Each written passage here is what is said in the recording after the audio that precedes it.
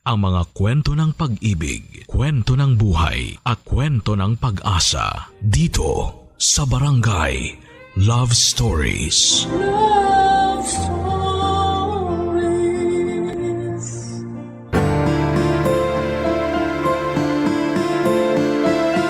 Hindi lahat ng pag-ibig ay pinaglalaban. Kaya dapat ay marunong tayong magpahalaga sa ating sarili upang alam din natin kung kailan tayo bibitaw.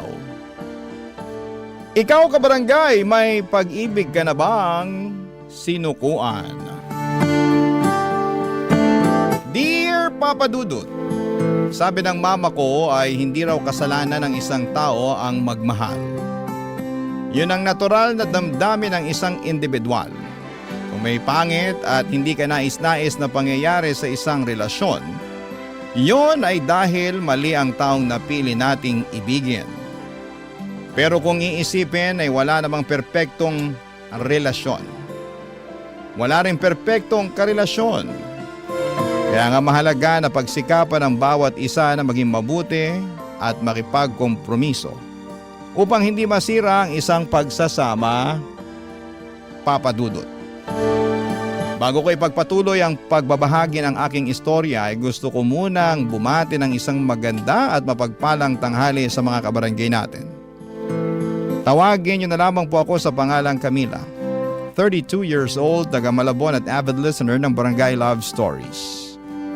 Meron akong asawa, si Ronald, na makalipas ang 6 na taon naming pagsasama ay napagdesisyon na namin na magkanya-kanya ng landas. Marami kaming hindi pinagkakaunawaan ni Ronald na noon lang namin na-discover, Papa Dudut. At kahit may anak na kami ay hindi noon na isalba ang iniingatan naming pagsasama, Papa Dudut.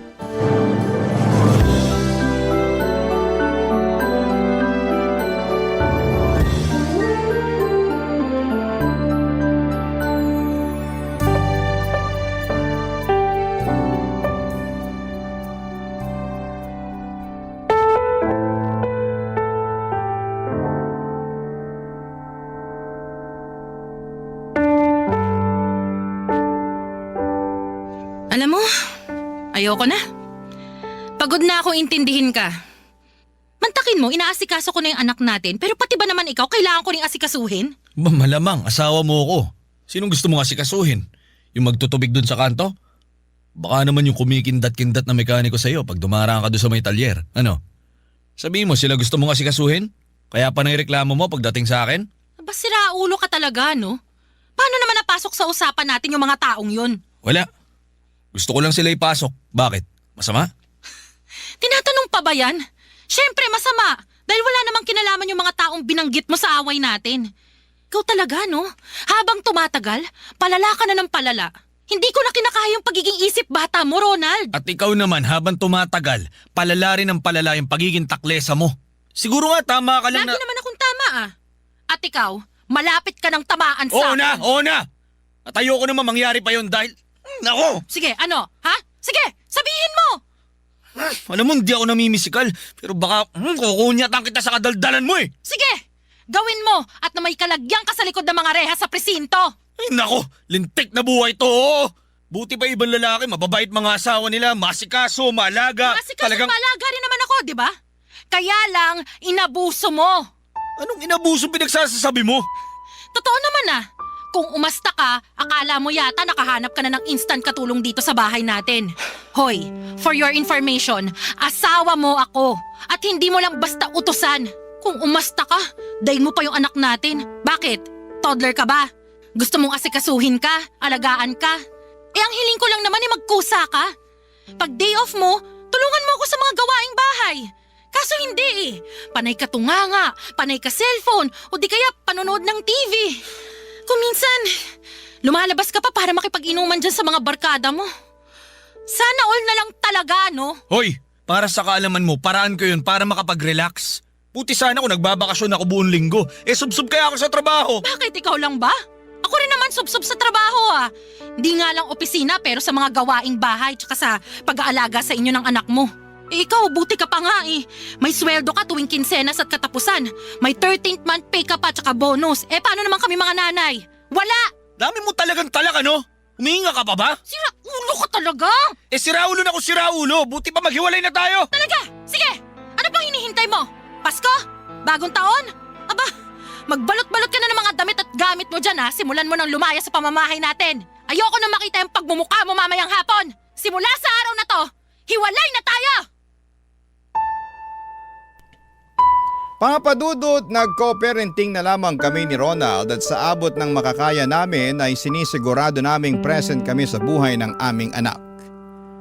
Bagaman at aaminin ko na mahirap magpakananay at tatay ay ginawa ko pa rin ang makakaya ko upang itaguyod ang anak namin. Bago ko nakilala si Ronald ay nagtatrabaho na ako sa opisina. Kaya noong naghiwalay kami ay nagbalik ulit ako sa dati kong pinagtatrabahuhan. Kasabay po noon ay umuwi kami sa bahay ng parents ko mula sa inuupahan naming apartment. Nagboluntaryo kasi silang tignan at alagaan ang aming anak habang nagtatrabaho ako. Kaya naman malaki ang pasasalamat ko sa aking mga magulang. Masasabi ko na sa loob ng 1 taon ay naging abala ako sa trabaho at pag-aalaga sa aming anak, Papa Dudut.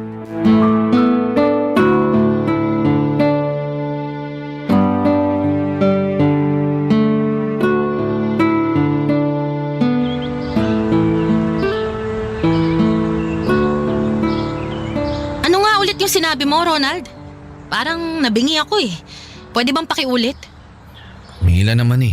Bakit pa ulit-ulit pa? At bakit hindi? Nahihiya ka ba? Siyempre hindi. Wala naman nakakaya dun sa sinabi ko eh. Kaya nga ulitin mo para marinig ko ng malinaw. Gusto mo lang talagang marinig ng mga magulang mo para mapahiya ako, no? Ha? Saan naman ang galing yan? Eh ikaw nang may sabi na wala namang nakakahiya dun sa sinabi mo. Na hindi ko lang masyadong narinig, kaya pakiulit. Dali!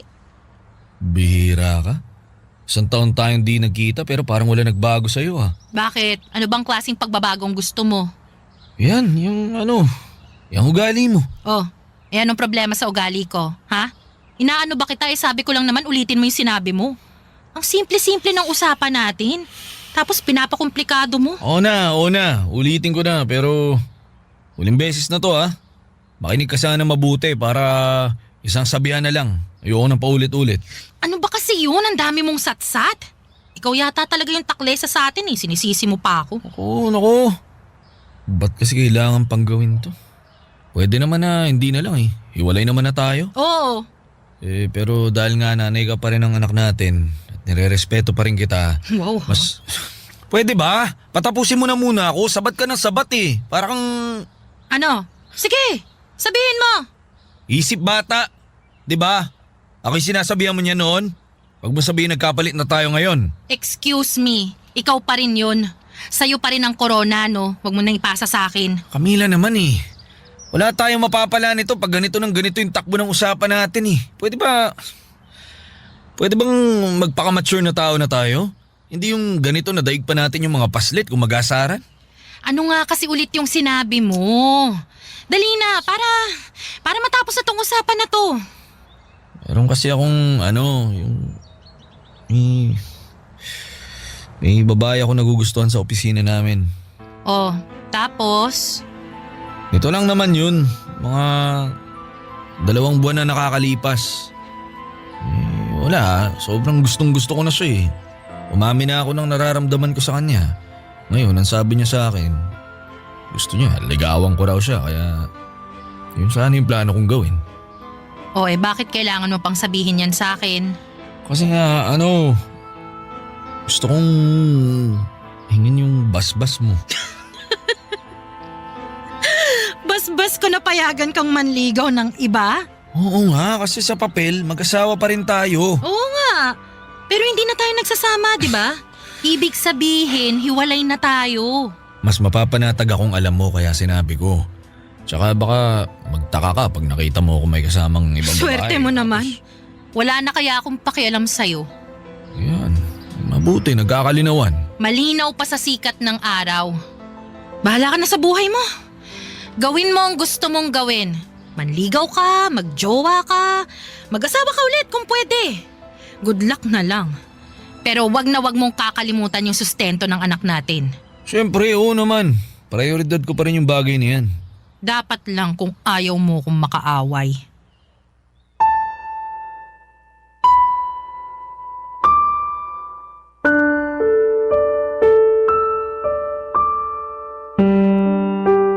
Papadudot, aminin kong nagulat ako sa sinabi ni Ronald at sa pagpapaalam niya na gusto na niyang makipagrelasyon sa ibang babae. Ako nga ay never kong naisip na maghanap ng iba samantalang siya yon talaga ang kanyang priority. At some point akala ko ay hindi na ako maapektuhan dahil bato na ang puso ko at wala na akong pakialam sa dati kong asawa. Ngunit iniisip ko pa lamang na meron ng ibang babae na umaaligid sa kanya ay naaalibad-bara na ako.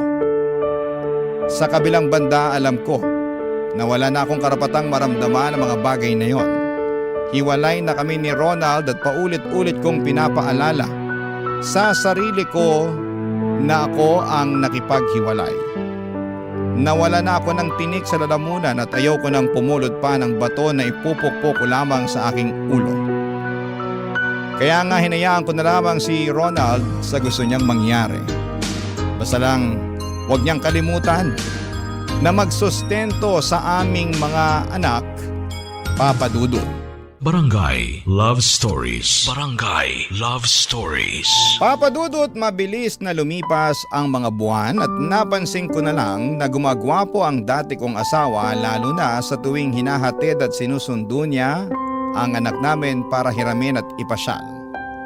Samantalang ako kapag nakikita ko ang sarili ko sa salamin ay nandidiri po ako. Super stress na kasi ang itsura ko noon sa trabaho at nadagdagan pa ang aking timbang. Kaya naman tumaba rin ako ng husto at mas lalong nagmukhang lotion. Hindi nagtagal ay napansin ko na lamang na dumalang ang pagpunta ni Ronald sa bahay para makita ang anak namin. Lagi tuloy siyang hinahanap sa akin ng bata. Wala naman akong maisagot dahil hindi ko naman siya regular na nakakausap. Tapos napansin ko na lamang na hindi na rin nakapagbibigay ng maayos na sustento si Ronald. Kaya naman tinawagan ko na siya. Tinawag ko ang kanyang pansin, Papa Dudut.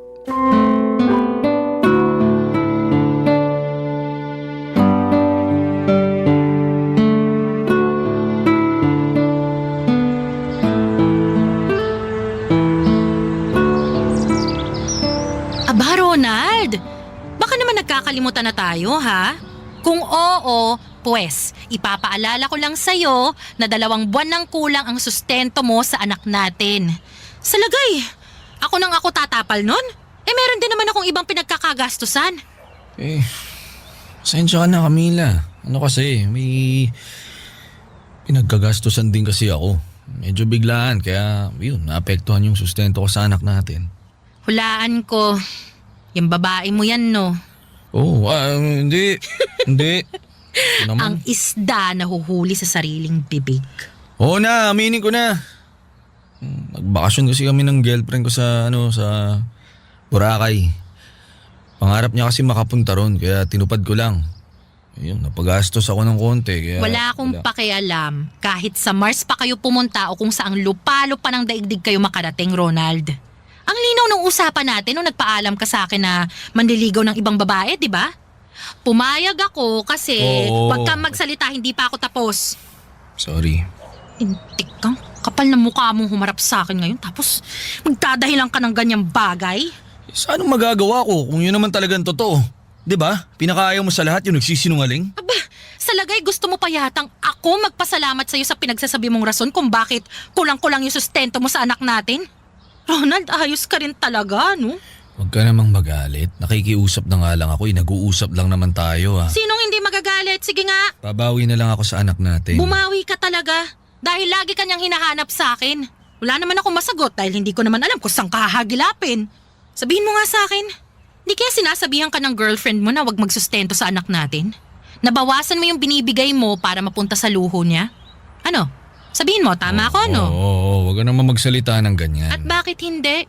Sa karapatan ko naman yun bilang nanay ng anak natin ah. Hindi naman ganun kasamang tao si Princess. Oo, Hindi princess naman palang pangalan. Mabait yun. Naiintindihan niyang may responsibilidad ako sa anak natin.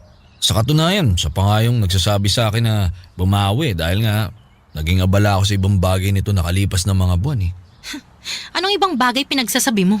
Sa princess na yun ka naging abala, nakalimutan mo na ba? Antakin mo yun?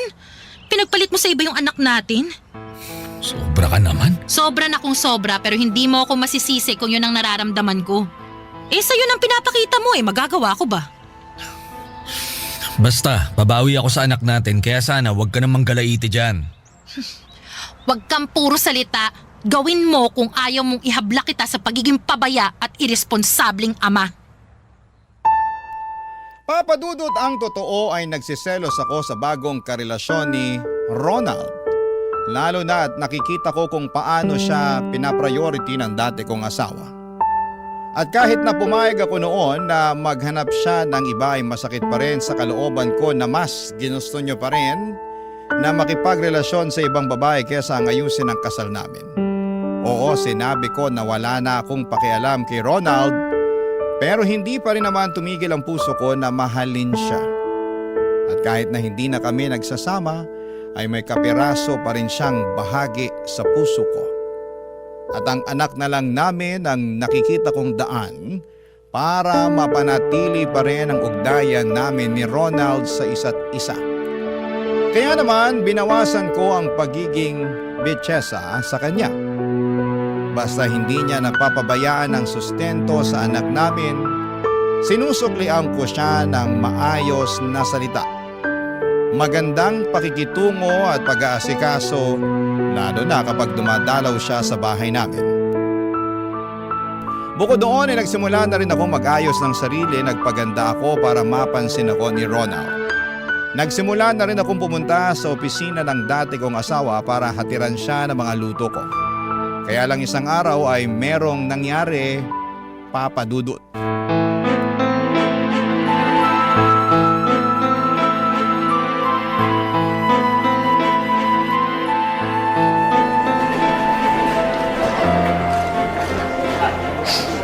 Nakita mo yon? Narinig mo ba yon? Ako pa talaga, Ronald! Ako pa talaga yung tinawag na kabet ng princess na yon! Oo, narinig ko nga at nakita ko rin ang ginawa niyang panunugod sa'yo. Ang kapal naman ng mukha niya! Baka nakakalimutan niya ha, mag-asawa pa rin tayo. Oo, hiwalay na tayo pero may bisa pa rin ang kasal natin kaya wag siyang umasta na akala mo nakuha ka niya na sa amin ng anak natin. Pinagsabihan ko na siya. Pinakalma kaya sana ikaw naman ang kumalma. Medyo nakakahiya na kasi. Nagtitinginan na tayo ng mga tao. Sigurado magiging laman na naman tayo ng chismis dito. Wala akong pakialam kahit na maging headline pa tayo sa dyaryo. Ang gusto ko ay ipamukha mo sa babae mo kung saan siya dapat lumugar. Camila, please. Huminahon ka. Huwag ka na magsisigaw kasi takaw atensyon eh. Pinagtitinginan na tayo oh. Tsaka trabaho ko to. Opisina namin to.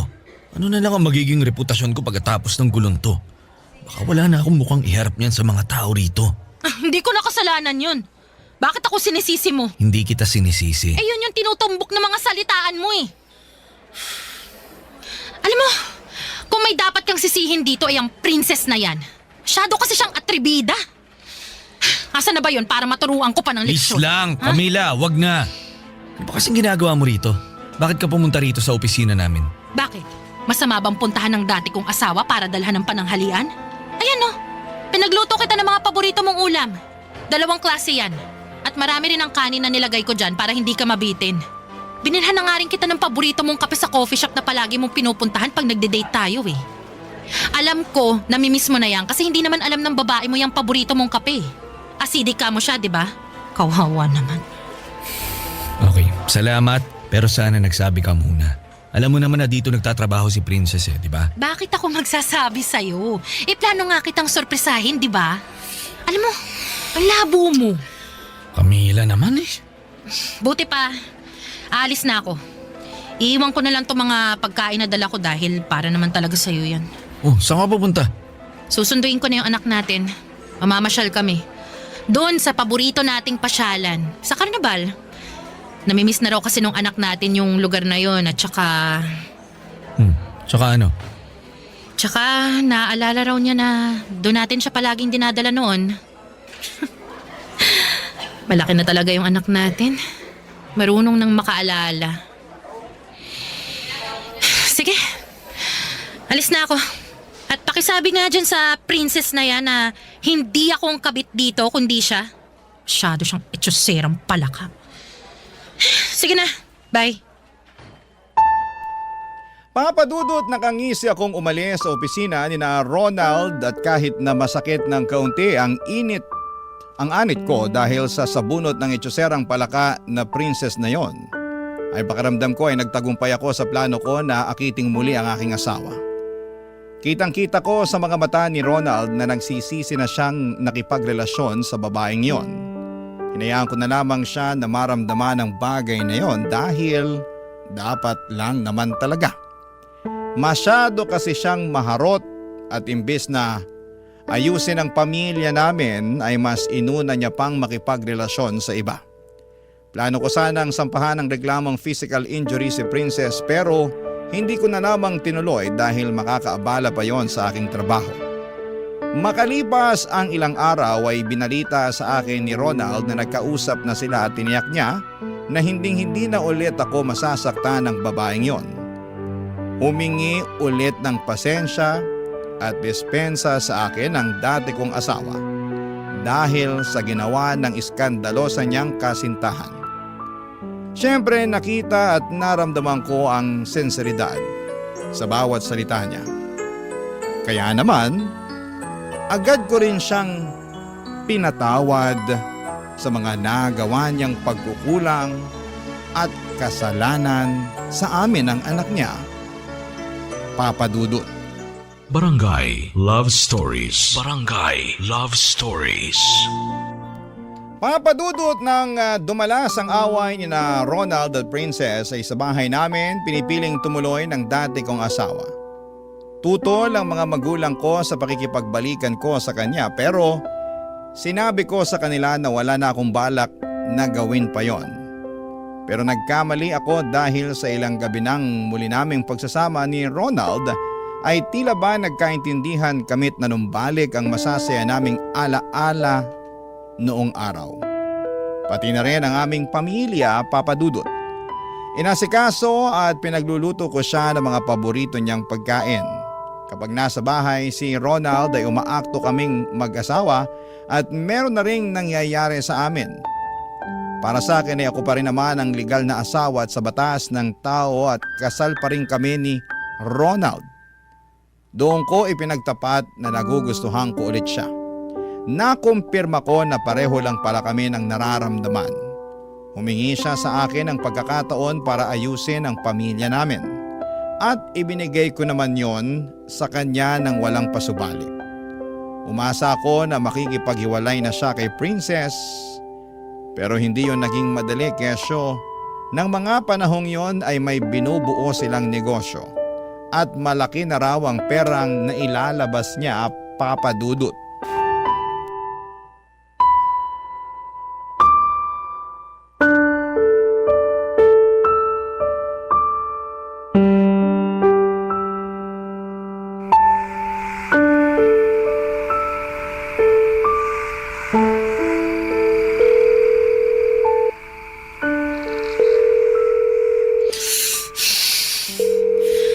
Ronald, ano ba? Kanina pa ako tawag ng tawag sa yung kumag ka. Bakit pa hindi mo sinasagot yung cellphone? Kalimutan mo na yatang may anak kang naghihintay sa'yo ngayong araw eh.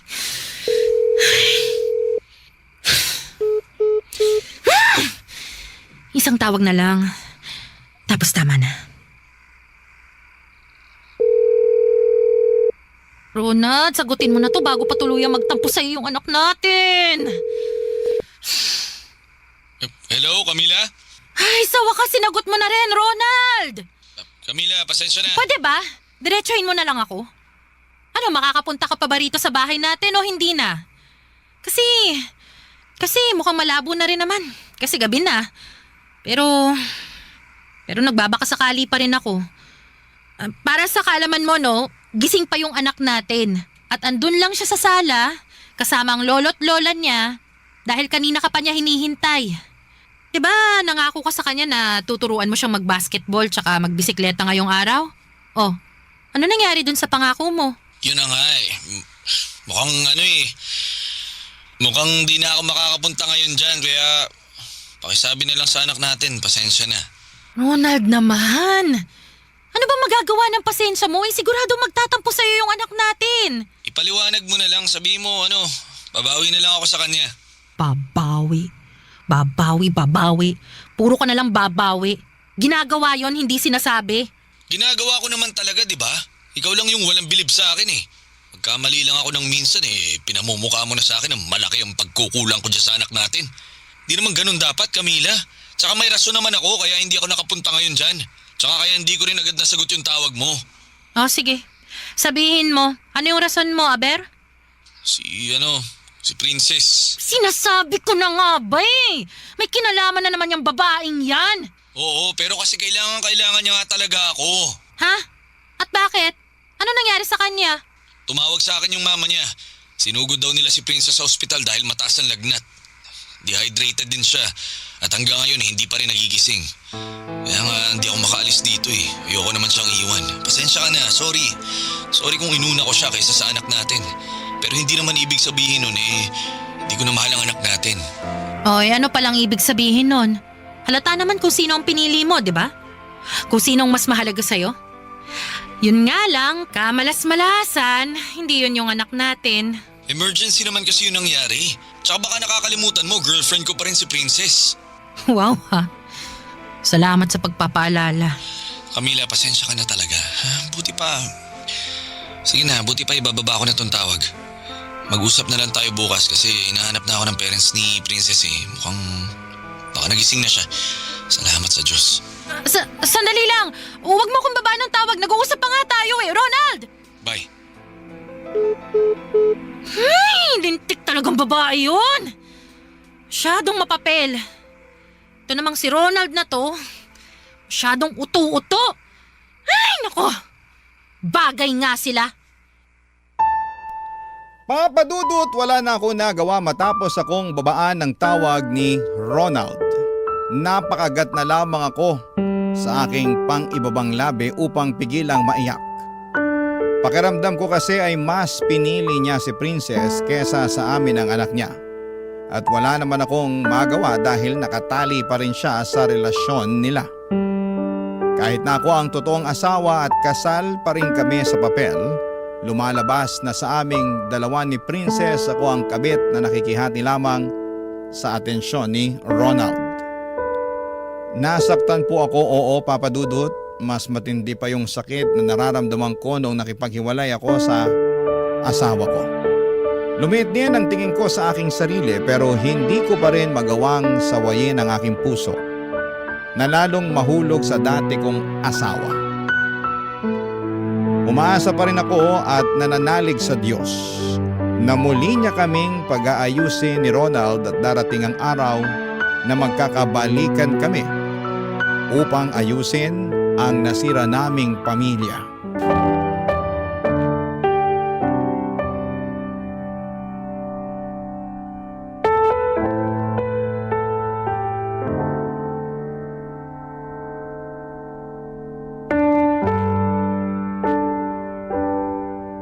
Anong ibig mong sabihin na... Pasensya ka na talaga, Camila. Pero gusto ko nang tapusin yung kung ano mang meron tayo. Gusto ko nang putulin yung ugnayan natin. Anak na lang natin ang sasadyain ko sa bahay niyo pag bumibisita ako. Pero baka dumalang na rin yun. Dahil may iba na akong priorities. Ibang priorities? Baka si Princess na naman yan ha? Ganun na nga. At siya rin ang rason kaya mo gusto nang tapusin yung anumang meron tayo? Oo, kasi napagtanto ko na hindi ko pala siya kayang saktan.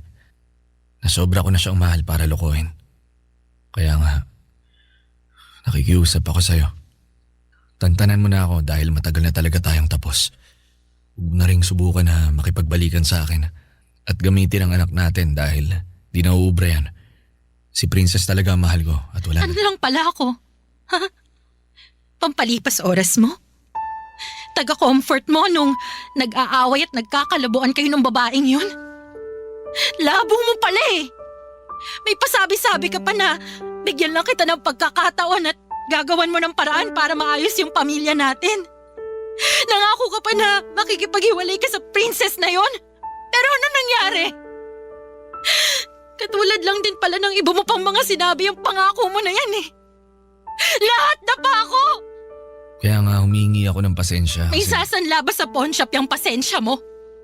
Aba kung oo, sige! Magpasensya ka lang para naman maibenta ko yan. Nang sa ganon, kumita naman ako at mapakinabangan ko. Ang sama mo, Ronald. Pinaasa mo kong hayop ka. At ako naman si tanga. Nagpauto sa'yo. Naniwala sa mga sinabi mo. Binigay ko pa nga ulit sa'yo yung katawang ko kasi akala ko mahal mo pa rin ako eh. Pero rintik na lang talaga kasi nagpauto ko sa'yo. Alam ko, kaya nga nakukonsensya ako. Dapat lang. Dahil sobrang sama mo naman kung hindi. Alam mo, patawa ka rin eh, no? Gusto mo magpakatino sa babaeng yun. Habang kami ng anak mo, tinatarantado mo. Sabihin mo nga, ano bang pinapakain sa'yo nung gaga na yun, ha? Para maging ganyang kakabaliw sa kanya. Ano? Sabihin mo! Anong pinakain niya sa'yo na hindi ko napakain sa'yo? Hindi ko rin alam! Anong hindi alam? Pwede ba yun? Basta isang araw, nagising na lang ako na mas matimbang na sa puso ko si Princess. Siya lang at wala nang iba. Kaya nga gusto ko nang ayusin ang sarili ko. Gusto ko nang magpakatino, maging mabuting boyfriend sa kanya. Dahil mahal na mahal ko siya. Manahimik ka! Mabuti pa, lumayas ka na sa pamamahay namin ngayon din! Camila naman, huwag mo naman ako ipagtabuyan oh. Oh, anong gusto mo? Latagang kita ng red carpet palabas? Ganon ba? Siraulo ka pala eh. Ako na nga tong sinaktan mo. Pinaasa, ginamit at pinagmukhang tanga. Tapos ayaw mo pa akong magalit sa'yo? Ronald, karapatan ko naman siguro yon. Bakit pinagkakait mo pa? Napaka-epal mo talaga kahit kailan. Ano pang hinihintay mo? Ha? Alis na sabi! Magsama kayo ng princess mo! Mga walang hiya kayo! Papadudot, pinagtulakan ko si Ronald palabas ng bahay namin at binagsakan siya ng pinto ng dahil sa galit. Tapos ay para akong tanga na nag-iiyak paalis dahil alam ko na hinding-hindi na niya ako babalikan pa. Namili na siya at kinamalas-malasan ay ako ang iniwan niya. Hindi ko alam kung ano ang nangyari, kung ginayuma ba siya ni Princess o ano para siyang piliin ng dati kong asawa. Basta ang sakit at ang lungkot ko lamang ng mga panahong yon. At hanggang ngayon ay hindi pa rin ako nakaka-move on. Sobrang hirap naman kasi. Lalo at buong buhay ko, si Ronald lang ang lalaking minahal ko. Long time boyfriend ko siya bago kami kinasal. Ngunit kahit matagal na kami, ay hindi pa rin nag-work out ang aming relasyon at nauwi pa rin po ito sa hiwalayan. Nakakalungkot. Hindi ko alam kung makakausad pa ba ako o magiging maayos ang pagtatapos ng nangyari sa amin. Sana po ay payuhan ako ng mga kabarangay natin. Desidido pa rin kasi akong pakiusapan si Ronald at magmakaawa sa kanya na balikan at piliin niya kami ng kanyang anak. Maraming salamat po, Papa Dudut. Sakaling mapili po ninyong i-area ang sulat ko. God bless and more power sa programa ninyong Barangay Love Stories. Ang inyong forever kapuso at ka-barangay, Camila. Ano ang masasabi mo sa ating Barangay Love Stories today? Aabangan namin yan sa aming comment section. Ang mga kwento ng pag-ibig, kwento ng buhay at kwento ng pag-asa dito sa Barangay Love Stories. Love Stories. Ang pagkakaroon ng kompletong pamilya ay isang dream come true para sa mga lumaki sa broken family. Ngunit kadalasan ay mahirap abutin ang pangarap na ito. Ikaw kabarangay, ano ang handa mong gawin upang maranasan ang pagkakaroon ng isang buo at kompletong pamilya? Dear Papa Dudut, magandang araw po sa inyo at sa mga kabarangay natin. Ako po si Jeff. At ngayon po ay gusto ko pong ibahagi sa inyo ang mga pinagdaanan ko sa buhay. Nalaman ko po ang tungkol sa Barangay LS dahil sa isang taxi na sinakyan ko noong pumunta ako ng Maynila.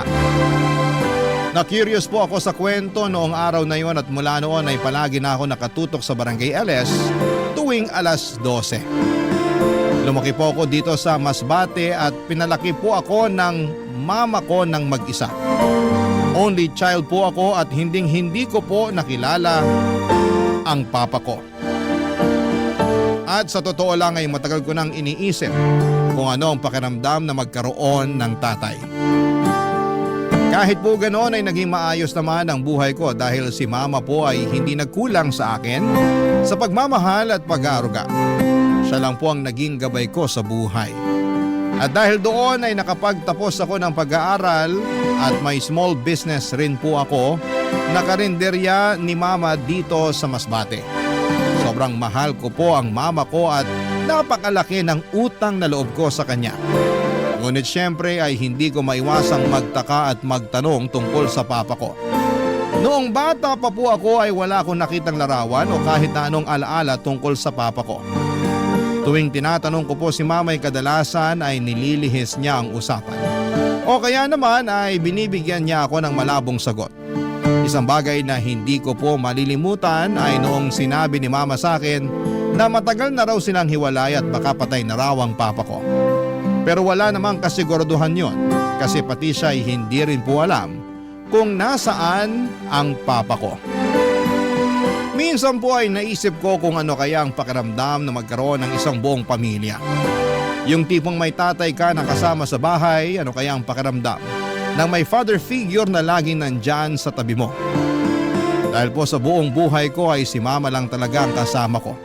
Kaya't hindi ko po maiwasang isipin na sana'y magkaroon din ako ng pagkakataong makilala ang tatay ko. Noong naging young adult na po ako ay hindi ko po makakalimutan ng isang malalim na usapan na naganap sa amin ni mama tungkol sa papa ko.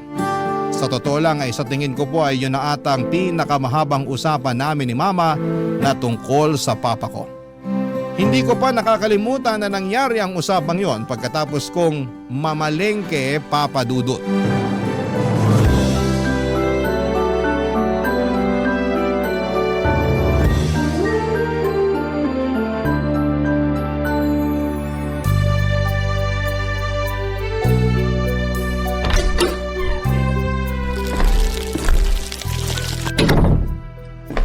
Ma, nandito na ako. Ito na yung mga pinabili mo sa akin. Ay, mabuti naman, nak. Nabili mo rin ba yung mga pinabili ko sa yung sibuyas at bawang? Opo ma, walang labis, walang kulang. Yung mga isda at karne, nabili mo rin ba? Siyempre, hindi ko po makakalimutan yun. Ayan po oh. Oh, Kaya ikaw yung pinakapaborito kong anak eh. anong pinaka-paborito? Eh ako lang naman po yung anak nyo. Ay, oo nga pala. Sorry, nakalimutan ko eh. Kayo talaga? Nga pala, nak. Anong gusto mong kainin? Ipagluluto kita. Kayo naman ma, hindi nyo na po kailangan gawin yan. 20 years old na po ako. Kaya ko na po sarili ko. Pero ikaw pa rin ang baby ko eh. Pakurot nga sa pisngi. Ma, aray ko naman. Aray ko, sakit na ma ha. Tama na po. Wala kang choice. Ipagluluto kita. Ma, pwede ba? Mag-relax lang kayo. Ako na pong bahala sa lahat. Yung pagpapatakbo ng karinderya, yung mga gagawin sa bahay, yung pamamalengke, yung pagluluto, ako na pong bahala dun. Di na po kayo bumabata. Ayoko nai-stress kayo. Ikaw talaga? Na-appreciate kita, nak. Pero makapagsalita ka naman, parang ang sarap-sarap mo magluto. Hayaan mo na kasi kung magluto. Akala mo ba hindi ko napapansin na puro itlog, hotdog at ham na lang ang kinakain mo? Hindi yun mabuti sa katawan. At isa pa, hindi rin ako magiging komportable kung andito lang ako sa bahay buong araw at nakatunganga. Tapos nagsiselfone at nanonood lang ng TV. Ay, mukhang hindi ko na po kayo mapipigilan. Sige na nga. Kayo na hong bahala.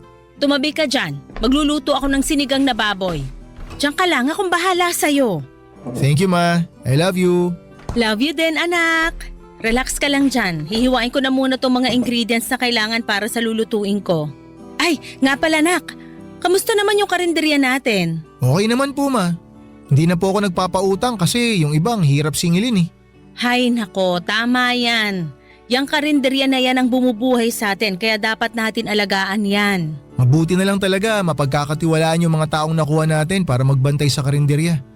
Ay, pero ma, naisip ko lang siguro mas magiging magaan ang buhay natin kung andito si Papa, no? Ano? Jeff naman. Ilang beses ko bang ipapaalala sa'yo na tigil-tigilan mo na yung kakabanggit sa papa mo na yan? Wala namang naiambag sa buhay natin yung tao na yun eh. Naiintindihan ko naman po kayo, ma, na walang naiambag sa buhay natin si Papa. Kaso, hindi ko naman po maiwasan na magtaka. Nilitrato kasi niya, wala kayong maipakita sa akin eh. Sorry na ka. Akala ko kasi sapat na yung ialay ko sa'yo yung buong buhay ko. Hindi pa pala. Ma, hindi yun ang ibig kong sabihin. Simulat sa pool, alam ko na kayo lang ang tumayong magulang ko. At dahil doon, sobrang pasasalamat ko sa inyo. Ay, basta nak, maniwala ka na lang sa akin. Wala tayong mapapala sa papa mo. Tsaka isa pa, maayos naman ang buhay natin ngayon na. Hindi tayo naghihirap. Nakakapag-ipon tayo ng maayos. Nakapagpundar tayo ng sarili nating bahay. At napapatakbo din natin ng maayos yung negosyo. Nak, maniwala ka. Hinding-hindi natin kailangan yung papa mo na yon. Alam ko naman yun, ma. Pero syempre may mga oras na curious lang ako. Narinig mo na ba yung kasabihan na curiosity killed the cat? Ay, sa pocketbook nyo naman nakuha yung kasabihan na yan. Loko-loko ka talagang bata ka. Ang ibig sabihin nun, may mga bagay na mas mainam ng hayaan natin. Kasi kapag inusisa pa natin to, mapapahamak at masasaktan lang tayo. Ano naman po kinalaman nun sa pusa? Ay, ewan ko sa'yo, nak. Sumasakit ang ulo ko sa'yo. I-search mo na lang sa internet. Kayo naman, ma, nagbibiro lang ako. Syempre alam ko po ibig sabihin nun. Pero sige na nga, ma. Hindi na kita kakausapin tungkol kay Papa. Ayaw ko naman na mag-away tayo. Baka saan pa mapunta tong usapan natin eh. At ito ang tatandaan mo. Habang nandito pa ako, hinding-hindi kita pababayaan. Wala akong pakialam kung uugod-ugod ka na at nakatungkod. Aalagaan kita hanggang sa huling hininga ko. I love you, ma. Payakap nga ako. I love you din, anak. O siya, tatapusin ko na tong niluluto ko, ha? Sigurado akong gutom ka na. Tulungan ko na po kayo. Noong araw na yon ay sinabi ko kay mama na hinding-hindi ko na siya kakausapin tungkol sa papa ko. Pero ewan ko ba, Papa Dudut, hindi ko pa rin maiwasang maging curious at magtaka tungkol sa pagkatao ng papa ko. Siguro noong bata pa ako ay wala akong masyadong pakialam kung may papa ako o wala kasi tulad nga ng sabi ko ay napalaki naman ako ng maayos ni mama. At maganda rin naman ang naging childhood ko. Pero habang lumalaki ako at nagkakaroon ng mas malalim na pag-iisip, doon na ako nagsimulang magtanong-tanong, mag-question sa mga bagay-bagay tungkol sa buhay at isa na nga doon, ang pagkatao ng papa ko. Sana kaya siya ngayon? Ano kaya ang buhay niya? May pamilya na kaya siya? Ang mga tanong na ito ay laging bumabagabag sa isipan ko. Kaya isang araw ay nag-decide akong hanapin siya sa Facebook. Pero kahit anong gawin ko ay wala akong makita hanggang isang araw. May isang babae na nag-message sa akin sa Facebook. Nagpakilala siya bilang si Carmela at tita ko raw siya sa ama. At sinabi niyang nakatatandang kapatid siya ng tatay ko at gusto niya raw akong makilala. Nagtaka ko kung paano niya ako nahanap kaya kahit may alinlangan ay kinausap ko pa rin si mama tungkol sa babaeng nag-message sa akin para malinawan ako. At dahil din po sa message ng babaeng nagpakilala bilang tita ko ay mas lalo lang lumala yung curiosity ko at naalala ko tuloy yung sinabi sa akin ni mama na curiosity killed the cat. Paano kung tama nga si mama?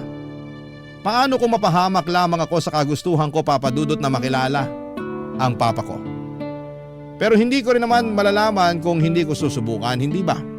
Kaya naman nag-decide ako mag-reply sa babaeng nagpakilala bilang tita ko at nagsimula na kaming magkamustahan.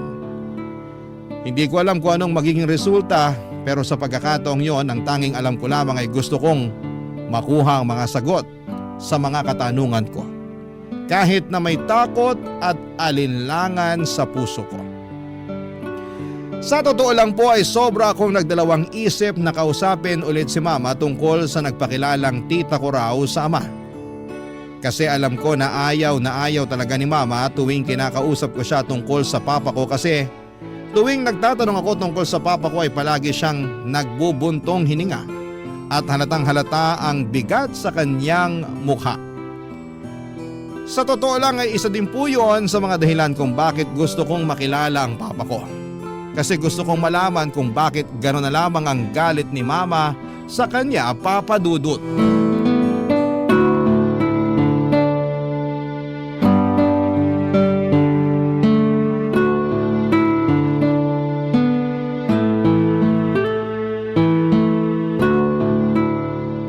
Jeff, anak!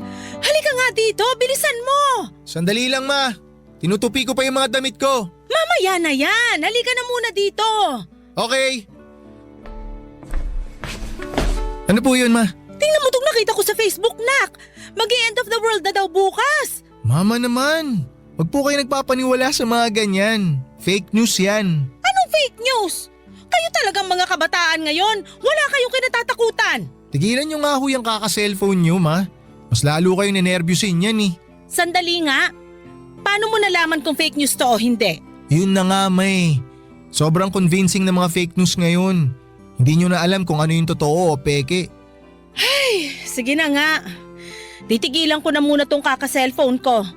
Nak, paki-charge nga to. Sige, ma. Akin na. Thank you, Nak. Tama ka.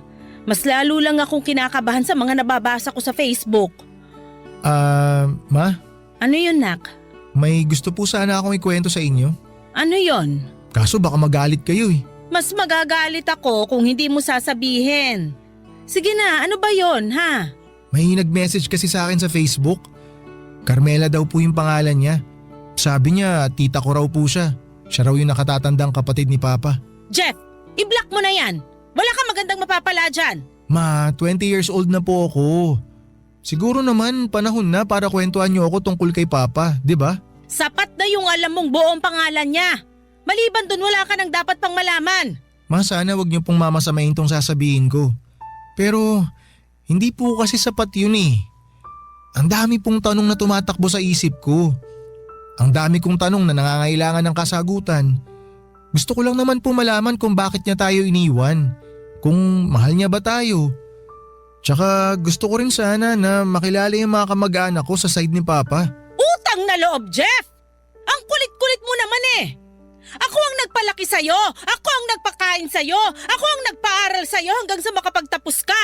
Ako ang nagpundar nitong bahay at nung negosyo natin! Ako ang nagpakahirap para mabigyan ka lang ng maginhawa na buhay! Tapos ngayon hahanapin mo lang yung tatay mo? Ayaw sana kitang sumbatan pero naririndi na ako sa kakabanggit mo sa papa mo! Sinasabi ko sa'yo, Jeff! Huwag mo nang kakausapin yung Carmela na yon! Bakit, ma? May hindi ba kayo sinasabi sa akin tungkol kay Papa? May tinatago ba kayo tungkol sa mga kamag-anak niya? Ma naman, paano ko po kayo mauunawaan? Paano ko kayo maiintindihan kung hindi niyo ikukwento sa akin? Nako, kahit ano pang sabihin sa'yo, mukhang hindi ka naman maniniwala sa akin eh. Ma, alam ko po na ginagawa niyo lahat para guminhawa ang buhay natin. At habang buhay po ako magpapasalamat sa inyo dahil dun. Pero ma, dapat maintindihan niyo rin na tao lang po ako. Normal lang po sa akin na magtanong tungkol sa mga bagay na deserve ko naman pong malaman. Jeff, anak, makinig ka. Wala ka pang 1 taon nung iniwan tayo ng tatay mo. Naglaho na lang siya na parang bula. Hindi kita maintindihan, nak. Bakit mo naman gustong makilala yung ganong klaseng tao? Kung may listahan lang ng mga walang kwentang tao sa buong mundo, sigurado ako na mangunguna yung papa mo sa listahang yon. Yun lang po ba talaga ang alam nyo, ma? Yung tungkol kay Tita Carmela po, may alam po ba kayo? Hoy, wag na wag mong tatawaging tita yung taong yon. Alam mo kung anong pinagsisisihan ko sa buong buhay ko? Sising-sisi ako na pumayag ako na dalin mo yung last name ng tatay mo. Ay, ma, gusto ko po kayong tulungan. Tsaka gusto ko pong maintindihan kung saan po nanggagaling yung galit nyo kay Papa at kay Tita Carmela. Wag mo na akong kulitin, Jeff. Matutulog na ako. Man naman please. Kausapin nyo naman po ako. Matutulog na ako. Kung ayaw mo makinig sa akin, bahala ka sa buhay mo.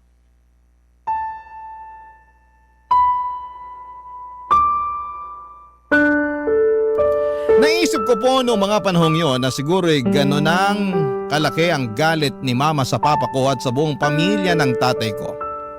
Kasi siguro'y iniwan kami ni papa.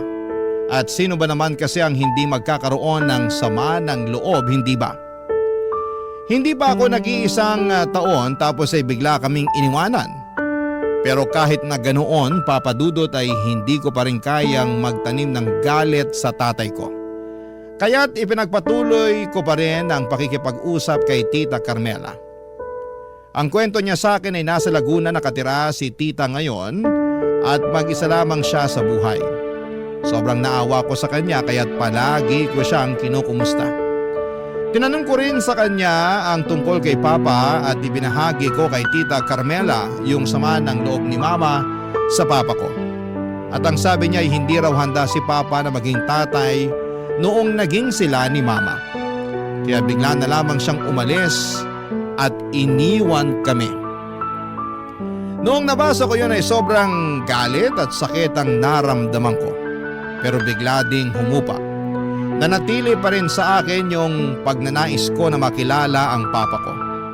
Ayon din kay Tita Carmela, nasa Amerika raw si Papa pero balak niyang umuwi sa Pilipinas pagkatapos ng ilang buwan. Aaminin ko na na-excite ako nang narinig ko yon. Sinubukan ko pong hingin kay Tita Carmela yung contact details ng papa ko. Pero ang sabi niya ay hindi na raw nagsa-cellphone si Papa dahil sobrang na-overwhelmed na siya sa buhay sa Amerika. Ikinuwento pa ni Tita Carmela na nagkaroon daw ng asawa si Papa doon pero hiniwalayan din siya nito. Kaya sobrang na-depress si Papa. Ayon pa kay Tita ay nakausap pa raw niya si Papa bago ito nag-decide na hindi na mag-cellphone muna. Sa totoo lang, sa mga sandaling yun ay awang-awa ko sa side ng tatay ko. Yung papa ko pala ay nalugmok sa depression. Tapos si Tita Carmela, mag-isa lang din sa buhay. Sabi sa akin ni Tita na namatay daw yung asawa niya sa sakit na cancer at hindi man lang daw sila nagkaanak. Kaya't mag-isa siyang nakatira sa Laguna, Papa Dudut. Barangay Love Stories. Barangay Love Stories. Noong mga panahong yon, Papa Dudut, ay mas lalo kong naramdaman na may kulang sa buhay ko. Lalo na ngayon na nakilala ko si Tita Carmela at nalaman ko pa ang kagustuhan ng papa ko na umuwi ng Pilipinas. Sa totoo lang ay noong inalok ako ni Tita Carmela na tumira kasama siya sa Laguna ay talagang gustong-gusto ko nang tanggapin ang alok niya. Don't get me wrong, mahal na mahal ko po si Mama. At kailanman ay hindi ko siya ipagpapalit sa kahit na sino. Kahit pa sa papa ko. Pero ang tanging gusto ko lamang noon ay makilala ang father's side ko, lalo na ang papa ko. Yun ang mahirap i-explain kay Mama. Kasi palagi na lamang galit at inis ang pinaparamdam niya tuwing pinag-uusapan ko sila. Lalo na sa gustong-gusto kong makilala ng lubusan ng pamilya ng tatay ko. Kahit na may kaunting galit, nakaramdam din ako ng awa sa papa ko. Siguro'y sobrang hirap ng buhay niya sa Amerika. Kaya siya humantong sa puntong ayaw na niyang gumamit ng cellphone. Hindi ko man makontak ang papa ko, at least nandyan si Tita Carmela para tulungan ako hanggang sa magkakita kami ng papa ko. Sobrang pasasalamat ko noong time na yon na dumating si Tita Carmela sa buhay ko. sa panahong hindi ko inaasahan. Naisip ko rin na baka eto na ang sign mula sa Diyos para sa akin na makilala ko na ang papa ko at matulungan akong makita ang mga sagot sa mga tanong ko tungkol sa kanya.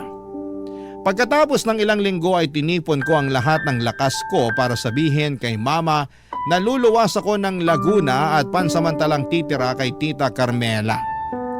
Alam ko po noong time na yon na tiyak na magagalit si mama. Kung galit na siya tuwing binabanggit ko ang tungkol sa tatay ko, paano pa kaya kapag nalaman niyang nagtatangka akong lumuwas ng Laguna at manirahan sa tita ko?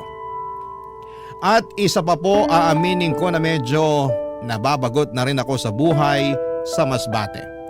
Kaya siguro panahon na rin para pumunta ako ng Laguna. Pero sa totoo lang ay namumroblema talaga ako noon kung paano ko ipapaliwanag kay mama ang bala ko. Pakiramdam ko ay para akong sasabak sa isang laban na wala namang armas. Pero kinalaunan ay naglakas loob pa rin po ako na sabihin sa kanya ang plano ko na lumuwas papunta ng Laguna at makilala ang father's side ko, Papa Dudut.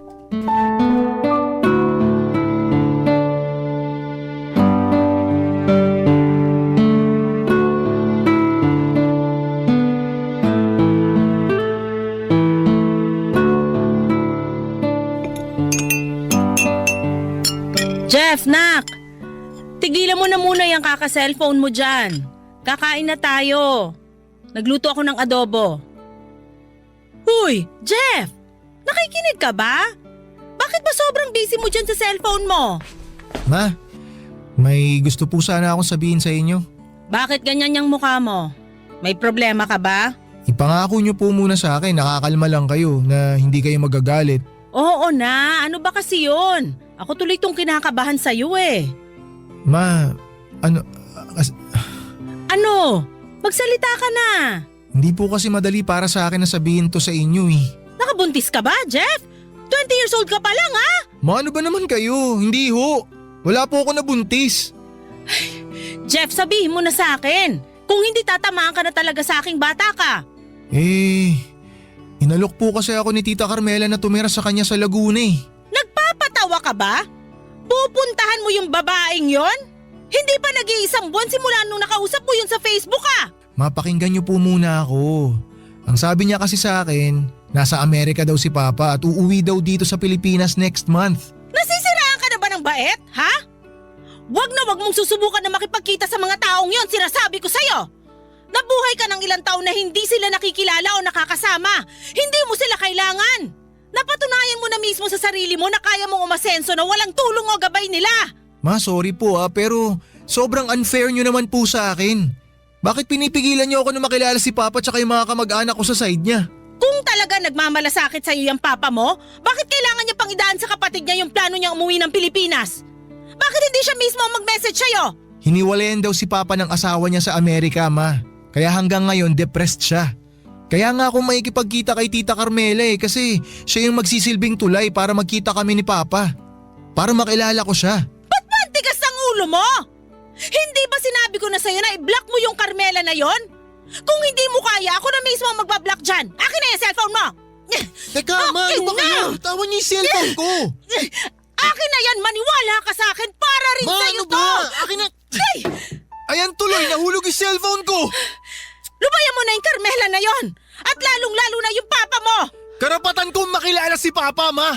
Karapatan ko yon bilang anak niya! Mabuti sana kung naging mabuti siyang ama sa'yo, pero hindi! Wala siyang kwentang ama! Wala siyang kwentang tao! Hayop siya! Siguro nga hindi siya naging mabuting asawa sa inyo. Pero hindi ibig sabihin nun, hindi siya magiging mabuting ama sa akin! Ang kapal ng mukha mo! Wala kang utang na loob! Ang ayos-ayos ng buhay mo ngayon! Bakit mo paguguluhin? Buong buhay ko, Ma! Inggit na inggit ako sa mga kaibigan ko dahil nakikita ko na mahal sila ng mga papa nila! Wala kayong narinig sa akin! Pero hindi ibig sabihin nun, hindi ako nasasaktan! Ma! Ito na po yung pagkakataon ko para makilala yung tatay ko! Tapos ipagkakait niyo po sa akin! Hindi sa ganun yon, anak! Maniwala kayo sa akin, nagpapasalamat ako sa inyo dahil pinalaki niyo ako ng maayos. Pero hindi niyo pa rin matatanggal sa akin yung kagustuhan na makilala yung tatay ko. Tapos ngayon na may chance ako na makilala siya, hindi ko na palalagpasin yun. Wala na ba talagang kwenta lahat ng mga sinasabi ko sa'yo? Ano ba bang dapat kong gawin para tumigil ka na sa kakahanap mo dyan sa tatay mo at sa pakikipag-usap mo sa Carmela na yon? Mahayaan niyo na lang kasi ako. Hindi ko to nakukwento sa inyo. Pero ma, ilang gabi na akong umiiyak bago matulog kasi sabik na ako sa tatay ko. Anak naman! 20 years old na ako, ma. At sa loob ng 20 years na yon, hindi nawala sa isip ko kung nasaan si Papa. Iniisip ko rin kung bakit hindi natin siya kasama. Iniisip ko kung iniisip niya rin ba tayo. Iniisip ko kung iniisip niya ba ako bilang anak niya. Kapag nakita ko ba siya, maaalala niya ba ako? Hindi ko makukuha yung mga sagot sa tanong ko kung patuloy niyo akong pipigilan, ma. Hindi na ba kita mapipigilan, nak? Hayaan niyo na akong gawin to, please.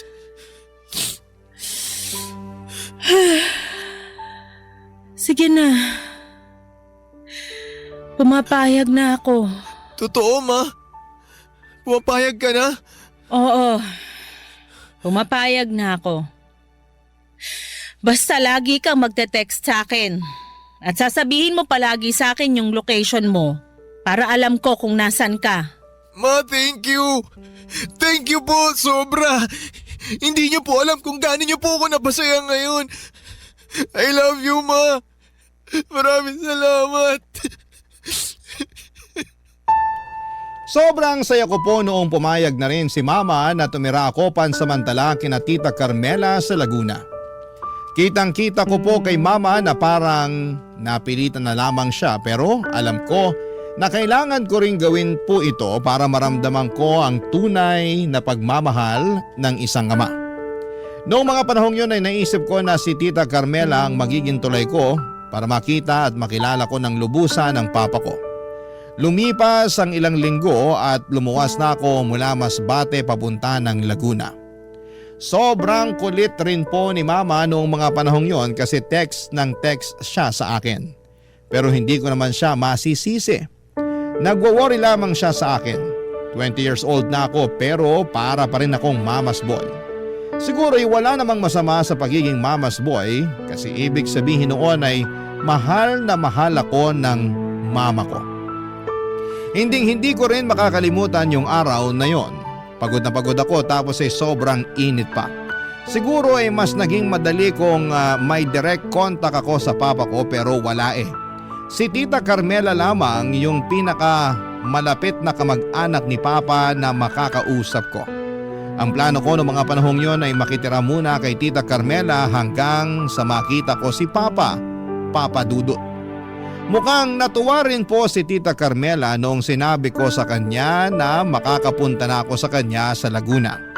Binigay niya sa akin ang address niya at hindi ko po makakalimutan yung araw na yon kasi habang hinahanap ko ang bahay ni Tita Carmela ay tawag si Mama sa akin noong mismong araw na yon. Pakiramdam ko na mga panahong yon ay hindi mapalagay si Mama sa ideya na makikita ko na si Tita Carmela. Para bang may malaking red flag siya tungkol dito. Pero naiisip ko na baka ganun lang talaga siya kasi galit na galit siya sa lahat ng may kinalaman sa papa ko. Pero nagpapasalamat na lamang ako kasi sa kabila ng lahat, ramdam na ramdam ko yung pagmamahal at pagmamalasakit ni Mama habang pinapalaki niya ako. Siguro ay may mga pagkakataon talaga na gagawin mo ang lahat para makuha ang kasagutan sa mga katanungan mo. Siguro ganon talaga tayo. Bilang mga tao paminsan-minsan ay naghahanap tayo ng mga bagay na wala tayo. At ginagawa talaga natin ang lahat para ma-fulfill ang curiosity natin sa lahat ng bagay, Papa Dudut.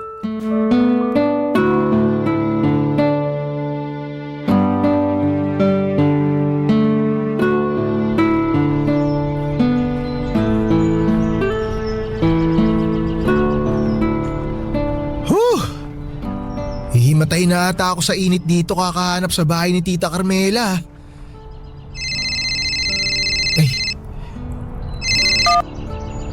Hello ma? Nak, kamusta ka na? Asan ka na ba ngayon? Nasa Laguna na ho ako. Nandito na po ako sa address na binigay sa akin ni Tita Carmela kaso ang dami pong bahay dito isa-isahin ko pa. Nak, paano kung mag-hotel ka na lang kaya? Hindi mo naman siguro kailangang makituloy sa Carmela na yan para lang makita yung papa mo kung sakasakali, di ba? Magaya nga po nang nakwento ko sa inyo, ang sabi sa akin ni Tita hindi na po nagsiselfone si Papa. At ang huling sabi ni Papa kay Tita Carmela, dito raw po siya sa Laguna tutuloy pag uwi niya ng Pilipinas. Bakit po ba tutol na tutol kayo na kay Tita Carmela ako makituloy? Ay, nako nak. Obviously, magkapatid sila ng papa mo. Sigurado ako may saya din sa utak yung babaeng yan. Ayokong mahawa ka sa kanila.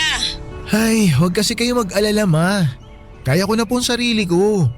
Tsaka isa pa po, huwag naman po kayong judgmental. Hindi naman siguro siya masamang tao dahil lang iniwan tayo ni Papa, di ba? Magkaibang tao naman sila eh. Huwag muna natin siyang husgahan ma. Jeff! Ma, si Tita Carmela na ata yun. Tatawagan na lang kita mamaya, ha? Sige nak, mag-iingat ka dyan ha. Bye! Sige ma, I love you. Tita, hello po. Jeff! Masaya ako't nagkita na rin tayo sa wakas. Ako rin po tita, sobra. Payakap nga. Kumusta ka na? Kumusta ang biyahe mo ha? Okay naman po pero medyo napagod lang po ako sa biyahe. O halika, pasok ka na sa bahay. Thank you po. O huwag kang mahihiya ha. Itrato mo ng iyo ang bahay na to. Wow, ang ganda po pala ng bahay nyo. Maliit lang tong bahay.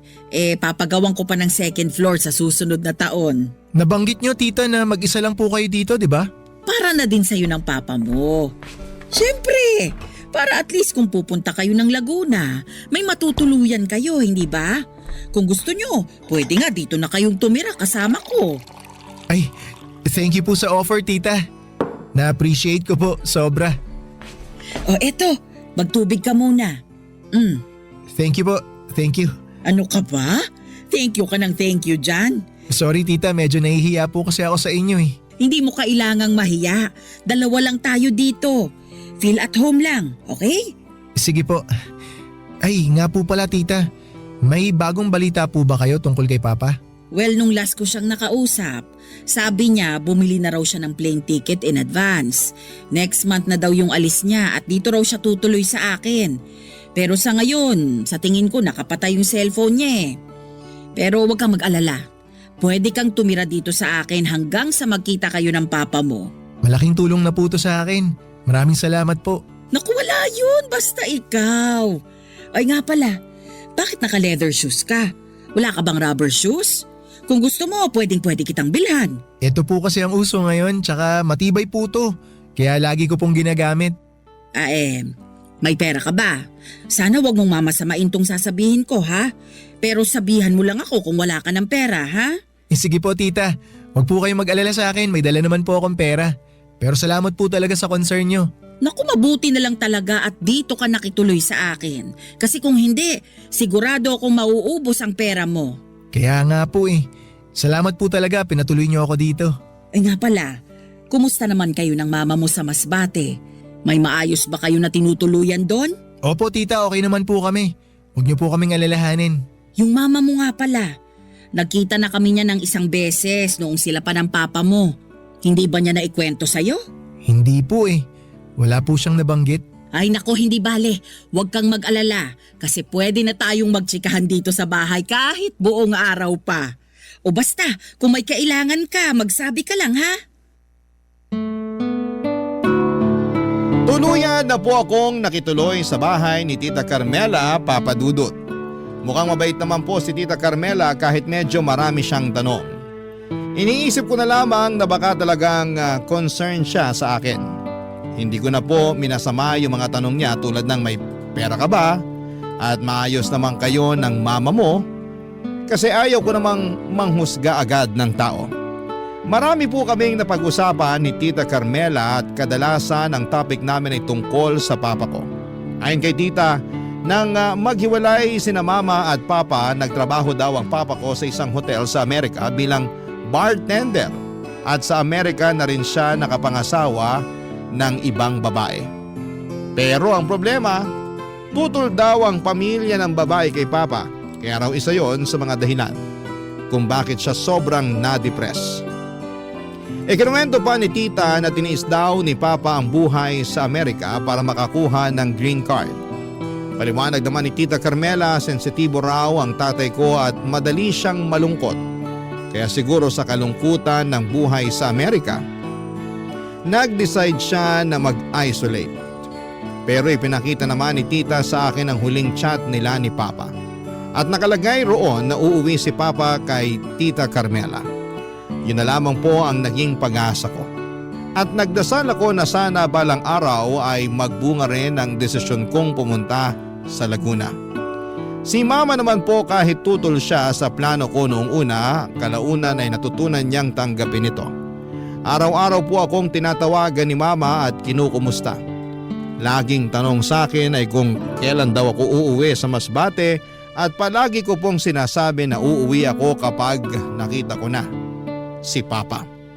Mabuti na lamang po at may pinsan ako na mapagkakatiwalaan kaya siya muna ang tumutulong kay Mama sa mga gawaing bahay at sa pagpapatakbo ng karinderya, Papa Dudut. Barangay Love Stories. Barangay Love Stories. Aaminin ko po na sobrang nababagot na ako sa bahay ni Tita Carmela ng mga panahong yon. Talaga pong sobrang boring, Papa Dudut. May mga pagkakataon na ako na mismo ang tumatawag at kumukumusta kay Mama kasi wala talaga akong magawa sa bahay na yon. Si Tita Carmela naman ay kadalasan ay nasa kwarto lamang niya nagsi-cellphone o kaya ay nanonood ng TV. Kaya paminsan-minsan ay wala rin akong magawa kasi hindi naman ako mahilig manood ng TV at hindi po ako masyadong mahilig gumamit ng cellphone. Akala ko po ay yun na ang magiging buhay ko hanggang makita ko si Papa. Pero isang araw ay nakatanggap po ako ng kakaibang text message. Yung text po ay galing sa isang lending app at ako daw po ang ginawang reference contact. Ang mas nakakatakot pa, si Tita Carmela raw po ang mismong umutang. Sobra ko nabigla, Papa Dudut, kasi matanda na si Tita Carmela at wala namang kasama sa buhay. At mukhang hindi naman siya maluho dahil konti lang ang gamit niya sa bahay at hindi siya mukhang galante dahil sobrang simple na mga kasuotan niya. Ang totoo nga po paminsan-minsan ay nagbumuka siyang basahan sa damit niyang suot kasi kahit lumang-luma na ay pinagtitiisan pa rin niyang isuot. Ganyan siya kasimple. Kaya't gano'n na lamang po ang pagkabahala ko nang malaman kong umutang siya ng 30,000 pesos at ako po ang ginawa niyang reference contact. At gaya ng sabi ko kanina ay ayaw ko pong manghusga kaagad, kaya nang matanggap ko po ang mensahe ay minabuti ko pong kausapin si Tita Carmela. Kasi alam niyo po sa panahong ngayon ay sobrang talamak na ang mga scam at madali na lamang magbintang sa isang tao ng kasalanang hindi naman niya ginawa dahil sa sobrang bilis ng pag-usbong ng teknolohiya, Papa Dudut.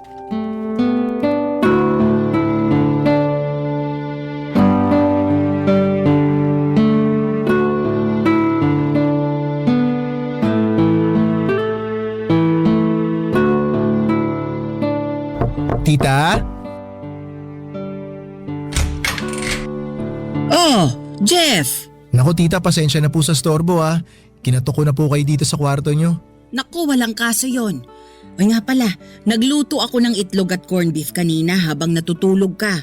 May itinabi ako dun sa mesa para sa'yo. Kumain ka na lang ha. Salamat po. Pasensya ka na at kung hindi na kita masyadong naaasikaso kasi nalilibang ako sa panunood ng TV eh. Alam mo naman, mag-isa na lang ako sa buhay at eto na rin yung nakasanayan kong libangan.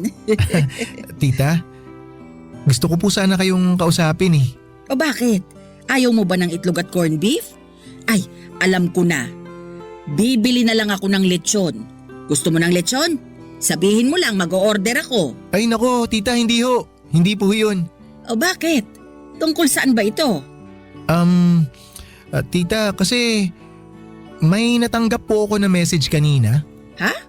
Anong message? Galing po sa isang lending app eh. Nakalagay po sa message na Nangutang daw po kayo ng 30,000 pesos. Tapos ako po yung nakalagay na reference contact nyo sa loan. Eh sabi ko na nga ba eh. Bakit po? Ano po bang nangyari? Aaminin ko, sobrang nabagot ako kanina kaya nag-download ako ng kung ano-anong app. Tapos makalipas ng ilang minuto, nag-message yung isa sa mga kaibigan ko. Sabi niya sa akin, ginawa ko raw siyang reference contact kahit hindi naman. Jeff, sa tingin ko nagkaroon ng access yung app na yun sa mga number na nakasave sa contacts ko. Kaya kung ano-ano na lang yung pinagsisisend nila. Sigurado po ba kayo dyan, tita? Ayun ang pakiwari ko. Kasi wala naman akong maisip na paraan kung paano kayo makakatanggap ng text message mula sa app na yun kung hindi nila hinak yung phone ko. Pero tita, nag-register po ba kayo sa app na yun?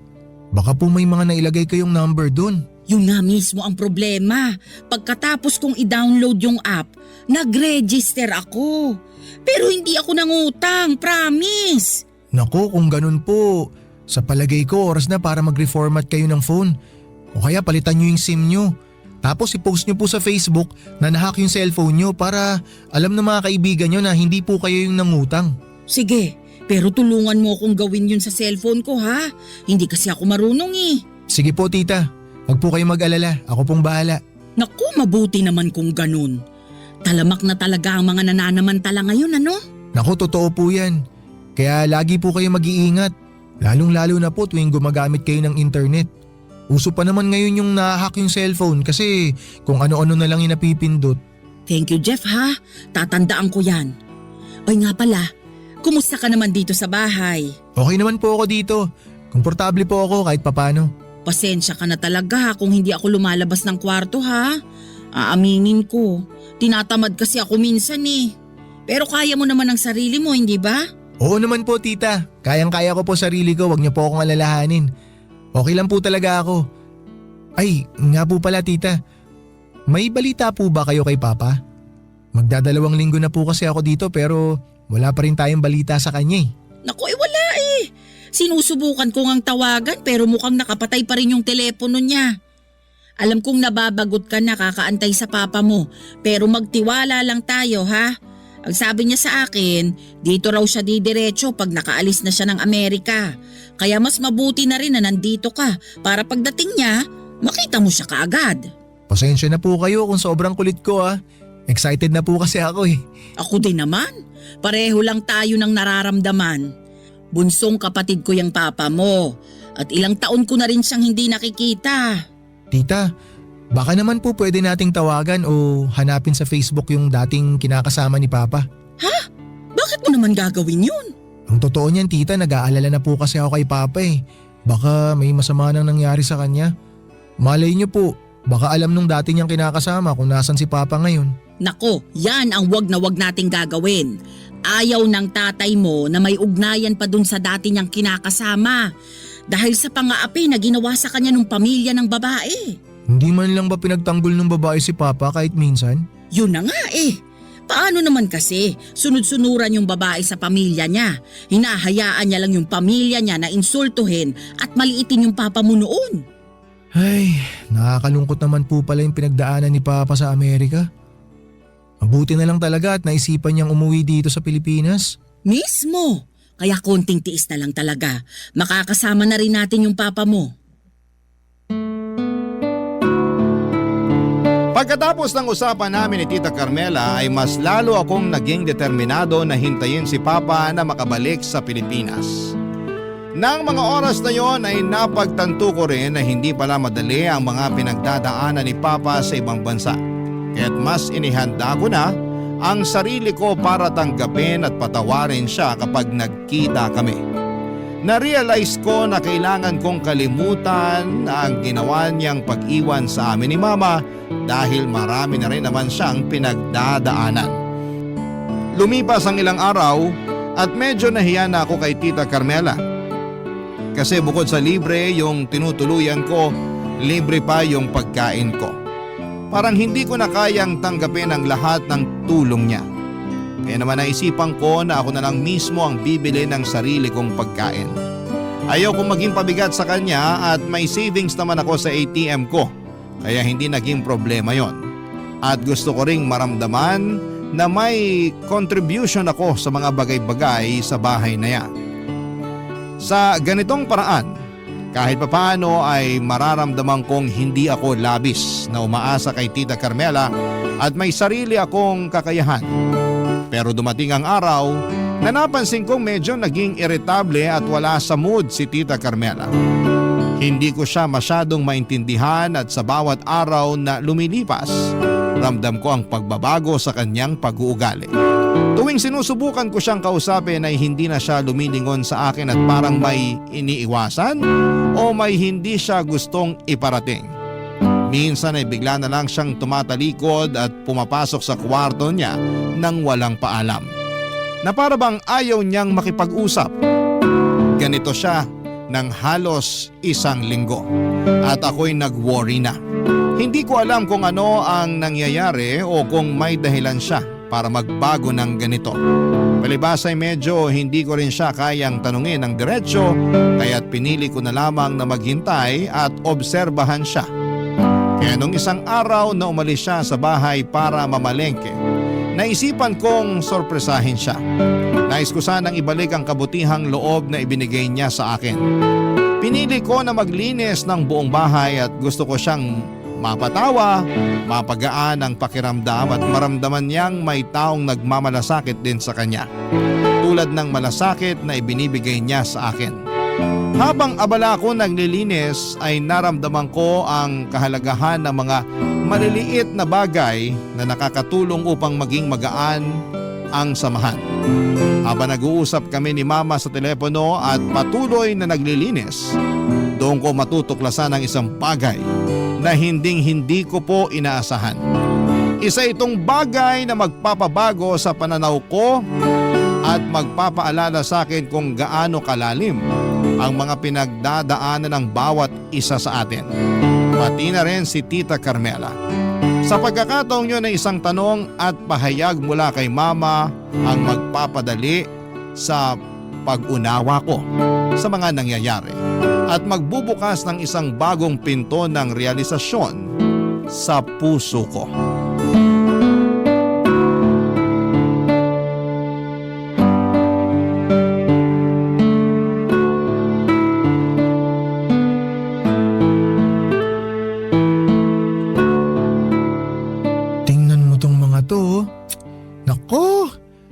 Ano ba naman tong mga gamit ni Tita Carmela?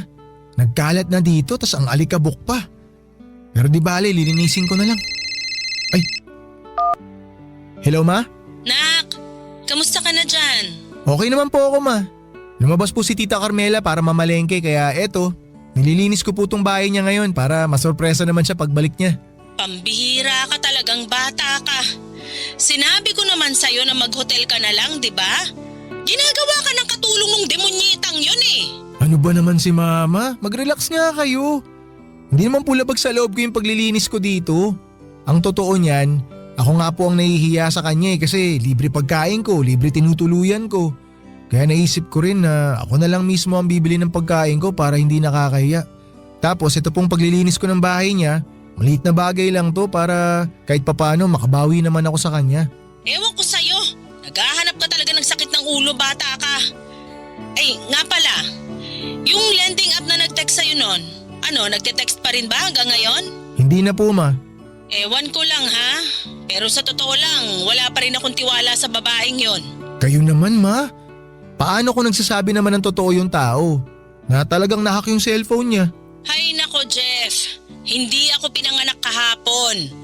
May pakiramdam ako na may utang na hindi nababayaran yung bruhang yon. Hayaan nyo na ma. Wala naman na ako natatanggap na text galing sa app na yun eh. Kaya okay na. Nak, Jeff, okay ka lang? Bakit bigla kang inubo? Ano ba kasi mga pinagagagawa mo dyan? Okay lang ako ma. Masyado lang kasi maalikabok tong drawer ni tita dito sa sala. Nililinis ko lang po. Tigilan mo na nga yan. Huwag niyo na ako intindihin ma. Nababagot kasi ako dito eh kaya hayaan niyo na ako. Bahala ka na nga. Hey, anyway nak, napatawag nga pala ako kasi may hihingin akong pabor sa'yo. Ano po yun ma? Manghihiram lang sana ako ng 2K sa'yo. May parcel kasi ko napaparating. Okay lang ba? May cash kasi ko dito kaso may paggagamitan pa ako kaya naisipan kong babayaran ko na lang yung delivery through online banking. Kala ko naman kung ano, wala pong problema. Bubuksan ko lang tong banking app ko tapos padala ko na agad sa inyo yung pera. Salamat, Nak. Saan ba yung banking? Ayan. Okay, wait lang ma. Lo? Ano to? Oh, bakit? Anong problema? Ay, ipapadala ko na po sa inyo yung 2K ma. Sandali lang. O yan ma, sent na po. Thank you, Nak. Love you. Huwag kang mag-alala. Babayaran din kita pagbalik mo, ha? Sige ma, tawagan ko na lang po kayo mamaya. Tapusin ko na po itong paglilinis ko dito para makapagpahinga na rin ako. Sige, Nak. Ingat ka dyan. Bye!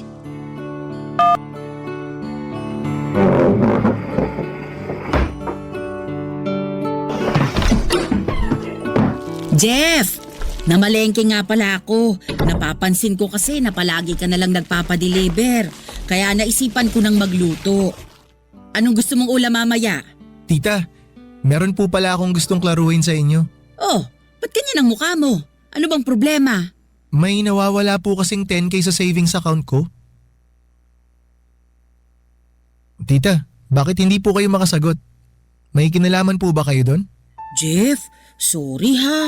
Nakita ko kasi yung ATM mo na nakalapag sa mesa. Tapos nakita ko rin yung maliit na papel kung saan nakasulat yung PIN code. Kaya hiniram ko na muna. Hiniram? Tita, hindi po hiram yung ginawa nyo. Kinuha nyo po yung ATM ko na walang paalam tapos winidraw nyo yung pera nang hindi ko alam. Alam nyo tita sa ginawa nyong yan? Nakukonekta ko tuloy yung utang nyo sa mga lending app. Kaya siguro kung ano-ano yung natatanggap ko ng mga text galing sa lending app no. Kasi totoo namang gagancho kayo. Sabi ko na nga ba may suspecha talaga ako na may kinalaman kayo dun sa pag-utang-utang sa mga lending app na yon. Kaya hinahinala talaga yung dating nyo tita Ibalik nyo sa akin yung ATM ko. Yung ATM lang ba ang pinuputok ng butsi mo? O eto na yung ATM mo? Huwag kang mag-alala. Ibabalik ko naman sa iyo ang pera mo. Talagang ibabalik nyo sa akin yung pera ko tita. Saan nyo ba dinala? Ipinamili nyo? O tinago nyo? Sinama nyo ba yung 10K ko sa lahat ng mga perang nakuha nyo sa mga lending app? Ha? Nasaan? Nandito ba sa drawer? Tumigil ka! Wala kang karapatan na pakialaman at halugugin ang mga gamit ko dito sa bahay. At wala kayong karapatan na pag nakawan ako. Nasaan na yung pera ko? Kala nyo hindi ko hahalugugin tong cabinet nyo? Ha? Nandito ba? Andito sa envelope na to? Tingnan natin para magkaalaman.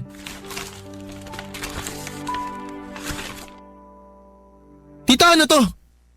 Bakit may death certificate si Papa dito? Jeff, kaya kong ipaliwanag yan. Makinig ka muna sa akin. Sige, makikinig ako. Simulan nyo na magpaliwanag. Ano ibig sabihin nito? Jeff, yung papa mo kasi, matagal nang patay. Matagal na siyang patay? So all this time niloloko nyo lang pala ako? Ano ba talagang intention mo sa akin, ha? Bakit ka nagpanggap na buhay pa si Papa? Bakit mo ako pinapunta dito sa Laguna kung patay naman na pala yung tatay ko? Wala naman pala akong mapapala sa'yo. Ano ba talagang balak mo sa akin? Sumagot ka! Ang totoo niyan, gusto lang talaga kitang makita at makilala. Kaya ako nagpanggap na buhay pa yung papa mo. Hindi ako naniniwala sa'yo. Kung ako sa'yo, wag mo nang dagdagan yung mga kasalanan mo. Magsabi ka na kasi ng totoo. Bastos kang bata ka. Hoy, tsahin mo pa rin ako. Wala kang karapatan na bastusin ako ng ganyan. Ang lakas naman ng loob mo. Gusto mo na respetuhin pa rin kita? Matapos mo akong lokohin? Simula pa lang kinwento ko na sa'yo kung gaano ako kasabik na makita yung tatay ko. Pero yung pala matagal na siyang patay. Niloko mo ako. Pinaglaruan mo ako. Sinamantala mo yung kahinaan ko. Bakit ginawa mo sa akin yun? Sinabi ko naman sa'yo, di ba? Gusto lang kitang makasama. Yun lang yun. Maniwala ka naman sa akin. Napakabasura niyang dahilan mo. Napakawalang kwenta. Aalis na ako. Hindi na ako magpapaloko sa'yo. Yung 10K na kinuha mo sa akin, sa'yo na yon. Abuloy ko na sa'yo yon. Pero makinig ka sa sasabihin ko. Bago ako umuwi sa amin, magsasampa ako ng reklamo para maparusahan yung katulad mong manggagancho!